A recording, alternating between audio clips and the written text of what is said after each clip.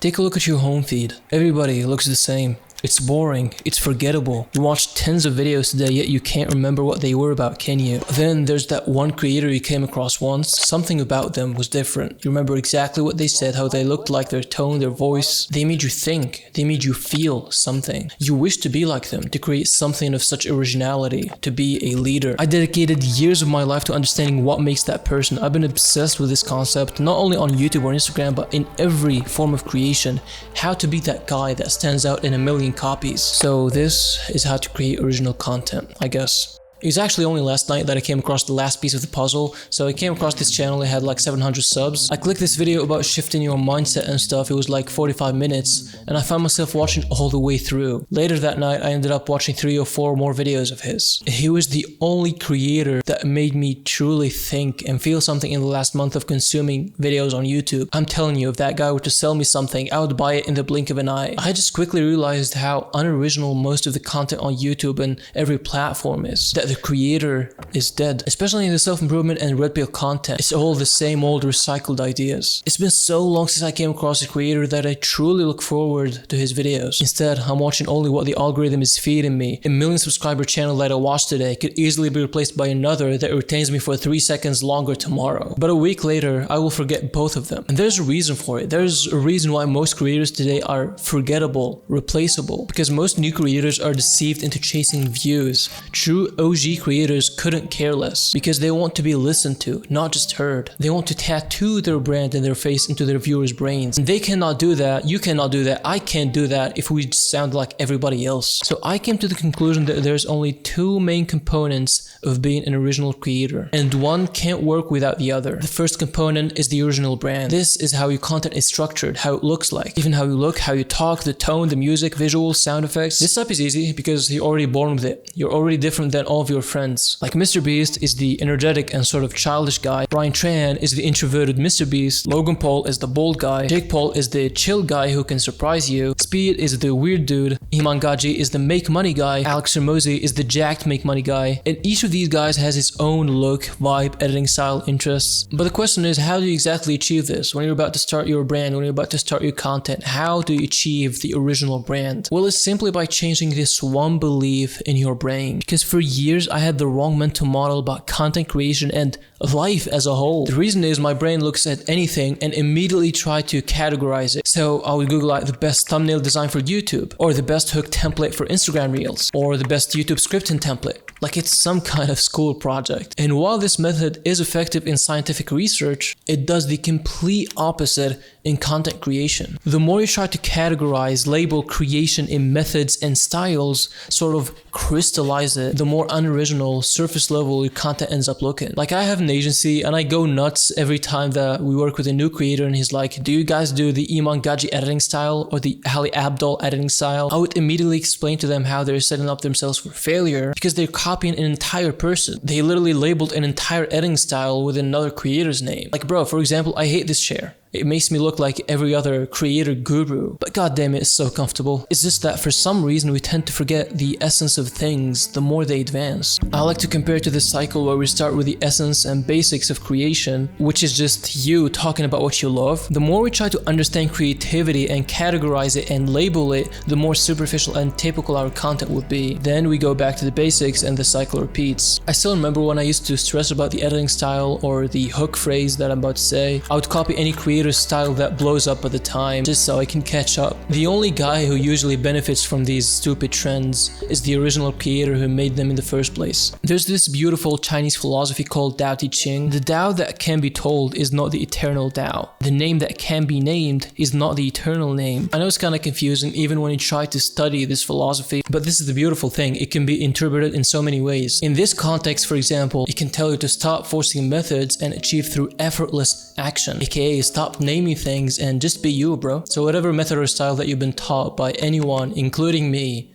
forget it. Bruce Lee is the most popular figure to ever talk about this, and he was famous by this quote, "Be water." It summarizes this entire part of the video. Instead of being rigid and attached to any style or method, creativity is just like water. It changes, it adapts. It has no name. Now listen up, if you interpret what I'm saying by just being random, then you got it wrong. What I mean is stop looking for the perfect universal formula. Instead, just create. Whatever you find useful in other people's teaching, my videos, or your own experience, take it. Whatever didn't work for you, leave it. So, as I said in the beginning, this is only one piece of the two, because it doesn't matter if the packaging of your video is different. Once you open your mouth and speak to the people who actually understand your craft, you will be judged right away. It will be decided in a matter of seconds whether you are another copy guru or you're adding value to the platform. AKA, you have the second component, original content. This is the core, the message you're trying to convey, the value. It is what you're hearing right now in this video. And this is harder than the first component because it requires a lot of efforts. It is a journey, but simultaneously it turns into the best pursuit ever if you pursue your passion. Alright, the important question, how to achieve original content. The German writer Goethe said, "We are shaped and fashioned by what we love." Think about it, you're only going to be creative in what you're interested in. If it's just whatever, if it's something that you're not interested in, you will barely have the will to understand its fundamentals. This perfectly aligns with most people picking up their academic path and careers, but that's a discussion for another video. So the thing is, how are you supposed to create and innovate in something that you're not interested in? This is the first pillar to creating original content. Pick something you can't shut up about. And realistically, chances are you have more than a thing. And this is even better. This is gonna put you at a unique position. You're not gonna look like everybody else. If you can't shut up about the gym, you will watch every single fitness video. You will understand hypertrophy better than a medical student. You will become a nutrition expert. Maybe I was exaggerating a little bit there, but the point is, when you are deeply in love with your craft, you'll learn all of its in and outs. You'll watch all the creators in that field. And here's where it gets interesting. Naturally, at some point, you will reach a stage where you will start developing some new ideas and insights about it that you wish someone has pointed out in his video. You will start to notice that a lot of the advice out there is BS, that there are things that are not talked about enough. You'll have that inner motivation and desire to go out there and talk about it. Be the person who points it out. That's what I call the innovation zone. That's like heaven for all creators, when you feel like you can add something. So draw the art you want to see, start the business you want to run, play the music you want to hear, write the books you want to read, build the products you want to use, do the work you want to see done. Austin Kleon. The innovation zone is a place that every creator wants to reach, including me. It is the best feeling in the world. It is not easy, but not impossible. So here's how to reach the innovation zone. The mind-blowing thing and sad thing at the same time is that we are all naturally designed to reach that stage without any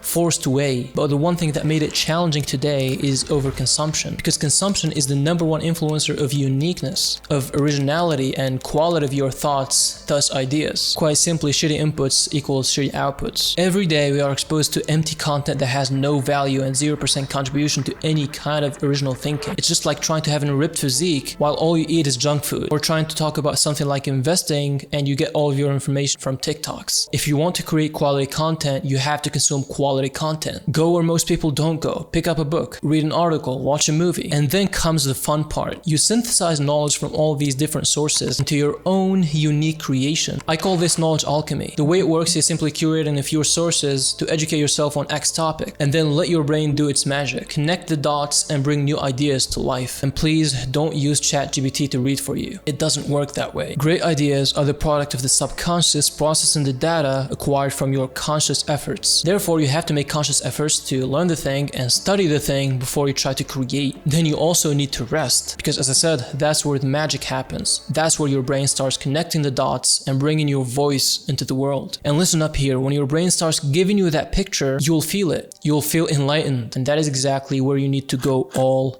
in. Don't question yourself, go the extra mile. Don't be afraid of being too polarizing or having a few haters. Matter of fact, if you don't get any, your opinion is probably not strong enough. And for the love of God, please get into the habit of writing down your thoughts. Since I started writing every single idea that pops up into my head, no matter when or where, sometimes it's in the bathroom, sometimes it's when I'm falling asleep and it's hard to pull up my phone, but I still do it. When I'm outside, when I'm recording, when I'm working out, and that accumulated really fast. All of a sudden I have this giant wall of ideas that I only need to qualify and edit them whenever I want. Because this process of your brain giving birth to new ideas, it doesn't only happen once and then you're just ready to make content. It happens multiple times, and you need all of those ideas to connect them and make that a unique piece of content. It happens when you don't expect it. Creativity doesn't follow a schedule. Therefore, whenever you have a new idea, write it down immediately. Then go back to your notes whenever you feel ready to piece it all together. Now, as I promised, here are 5 new angles that you could use right away to your next piece of content or your next video to look at it from a fresh perspective that has never been talked about before, hopefully. I'm not gonna lie, I usually use these when I hit a block and I need something quick to get me going and at the same time still looking pretty original, kind of like a monster drink. So let's take the video that you're watching right now, how to create original content, and see how we could look at it differently. First, you can use opposite thinking and flip the idea. So what's the complete opposite of what everyone assumes? Example, instead of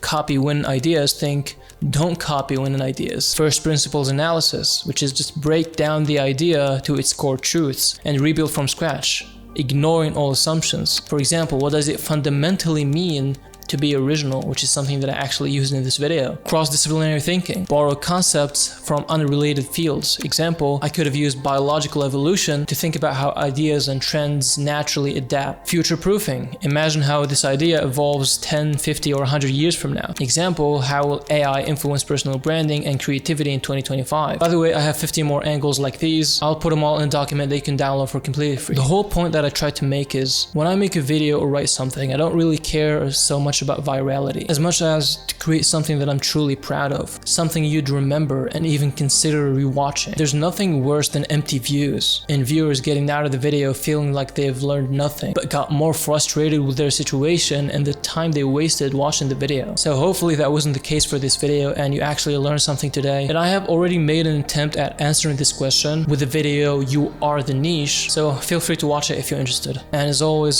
start creating.